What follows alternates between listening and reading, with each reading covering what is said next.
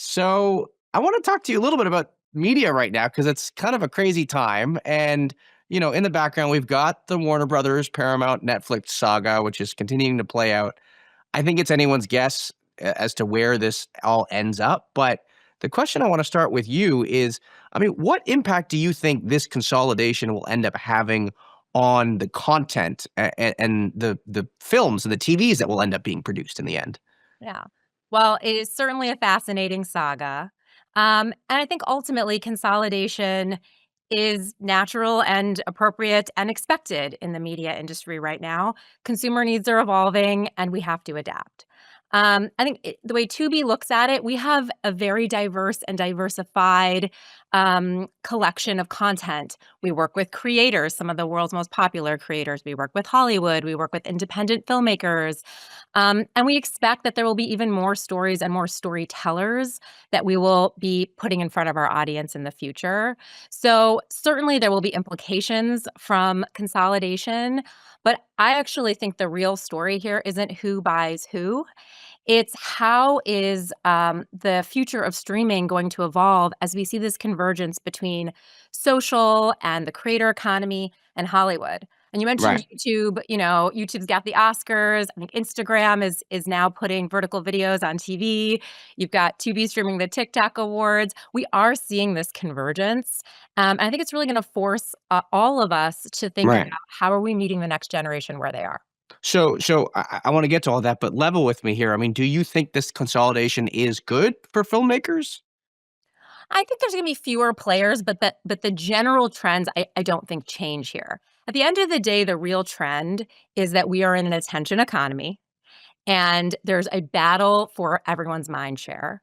And there will be, I think, with AI and other trends, you're gonna see just more stories and storytellers that are out there. And for me, I think the question for filmmakers is, how do you help every content creator and every story find its audience? And so I actually think there's a real tailwind for platforms like Tubi that are really good at taking a broad set of different kinds of content and Right. helping put it in front of the right viewer at the right time so that those stories can find their audience. Like, to me, that's the tailwind that I think will carry forward, not just this month or this quarter, but for the next few years. Right. Now, you mentioned AI. The other deal that has happened since we last spoke is the Disney OpenAI investment. What did you make of that deal?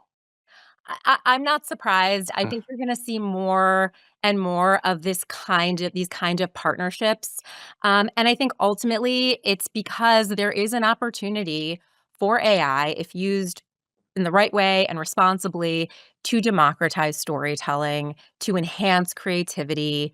Right. It is the job, I think, of media companies to be willing to experiment and to be willing to figure that out. And I can tell you at Tubi, we are doing a lot of things using AI to Do, make. do you do you have AI content on AI films on your platform?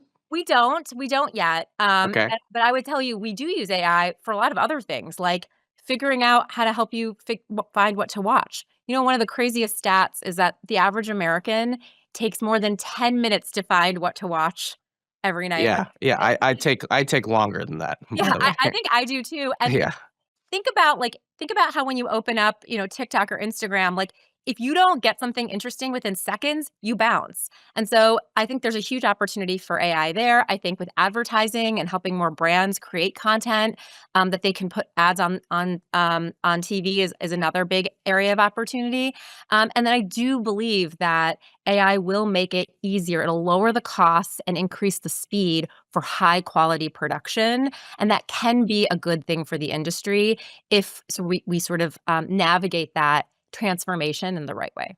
Let me ask you this: would you ever do a deal of some kind with OpenAI? I don't know what such a deal would look like. I imagine it could be something around, hey, we give access to maybe our filmmakers. I don't know. Sky's the limit here. But would you ever do a deal like that with a model company? I mean, we're different from Disney in that we don't have the same kind of franchise Right. IP, but it is our responsibility, I think, and opportunity to find ways to work with the biggest AI players to unlock that technology and harness it to enhance creativity. That is our job. You will absolutely see Tubi look to experiment thoughtfully in the space. And like I said, I don't think we'll be alone in that. Right. Okay. So let's talk about the TikTok awards. They are happening tonight. Where are they happening? Are they Los Angeles? Are they It's in New Los York? Angeles. It's in LA. Yes. Okay.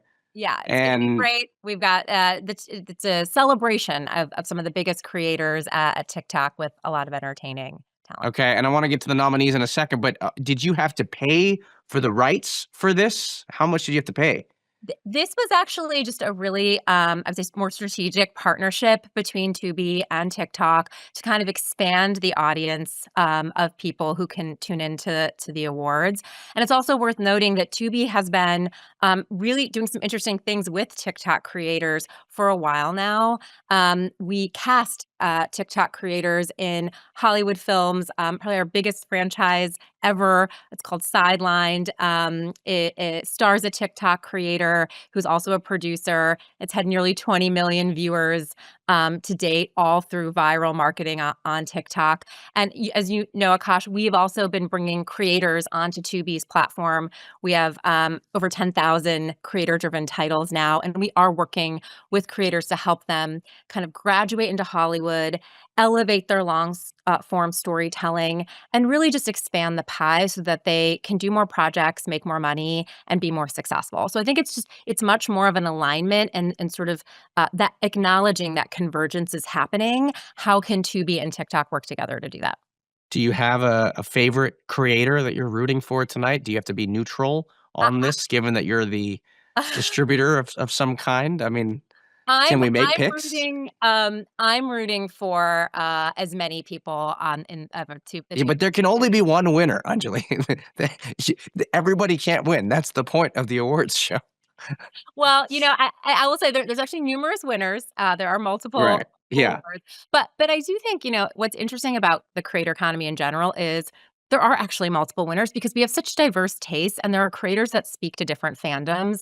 And I actually Right. think this is a common theme you're going to see. I think not just from creator platforms, but from platforms like Tubi, which is acknowledging that like fans have different tastes and needs, and it's our job to, like, help them connect them with the storytellers that are inspiring them. Great. Well, Anjali, it was great to catch up. Thank you so much for coming on.